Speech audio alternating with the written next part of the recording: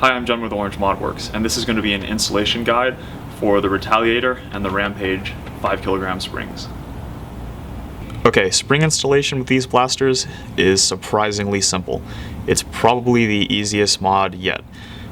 First, remove all of your screws and don't lose them. Your shell should come apart relatively easily, however, the Retaliators do tend to hang up around this pin, so watch out for that.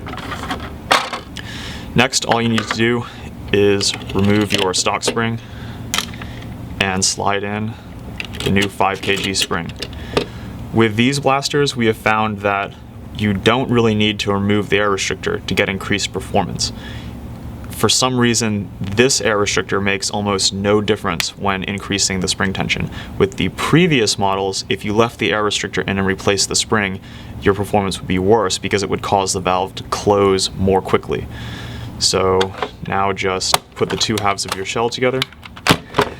Okay, and once your blaster is together, go ahead and put all the screws back in and the back cap. Also, double check to make sure the spring is not poking out of this hole. Make sure it's completely recessed so your plunger rod can pass through there without touching the spring. Now it's the same drill for the Rampage. The Rampage's internals are they look more complicated, but it's actually less complicated than the Raider.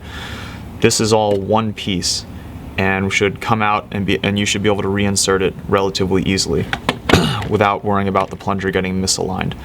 So it's the same drill. You can remove one spring and insert a new spring with relative ease. Now a trick to this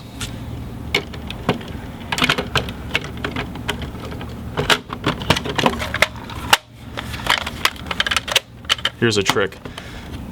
If you don't want to bother taking all your screws out, and that goes for either of these blasters, you can simply remove the screws in the handle and this screw up top here and this screw right here. And that will allow you to pry the back of your blaster apart just enough for you to be able to grab the spring and pull it out. And then you can take your new spring and insert it like that, and then take your finger and set it inside. Click it, make sure you hear it click and hold so it doesn't interfere with the plunger rod.